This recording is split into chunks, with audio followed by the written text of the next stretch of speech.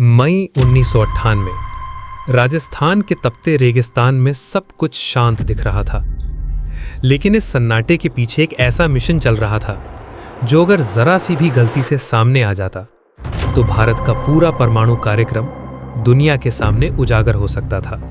America के जासूसी satellite हर कुछ घंटों में पृथ्वी के इस हिस्से की तस्वीरें ले रहे थे। उनकी नज़र खास तौर पर भारत पर थी, क्योंकि उन्हें शक था कि भारत फिर से परमाणु परीक्षण की तैयारी कर रहा है। दिल्ली में वैज्ञानिकों और सुरक्षा एजेंसियों के बीच एक ही सवाल गूंज रहा था, क्या इस मिशन को सैटेलाइट की नज़रों से छुपाया जा सकता है?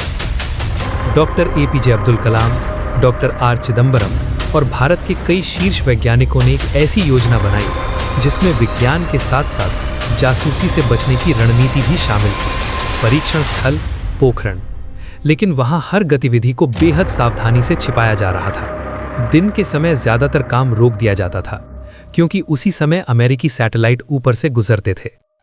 असल तैयारी होती थी रात के अंधेरे में। वैज्ञानिकों को सेना की वर्दी पहनाई गई ताकि दूर से वे सामान्य सैनिकों जैसे दिखें। ट्रकों को ऐसे चलाया जाता था जैसे वे सिर्फ नियमित सैन्य सामान ले जा रहे हों।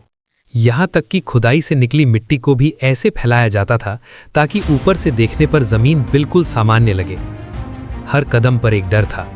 अगर सैटेलाइट की किसी तस्वीर में जरा सा भी असामान्य पैटर्न दिख गया तो अमेरिका तुरंत समझ जाता कि भारत कुछ बड़ा करने वाला है, और तब अंतर्राष्ट्रीय दबाव, कूटनीतिक चेतावनियां और शायद प्रतिबंध भी तुरंत शुरू हो जाते।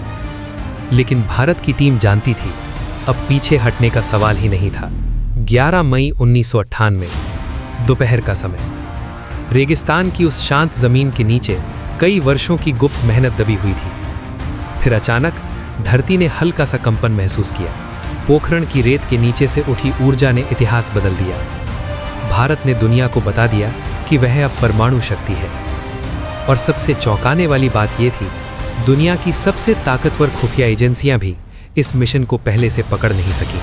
रेगिस्तान की उस खामोशी में भारत ने सिर्फ एक परीक्षण नहीं किया था। उस दिन भारत ने साबित किया था कि कभी-कभी सबसे बड़ी ताकत सिर्फ हथियारों में नहीं, बल्कि उन्हें पूरी दुनिया की नज़रों से छिपाकर तैयार करने की क्षमता में होती है।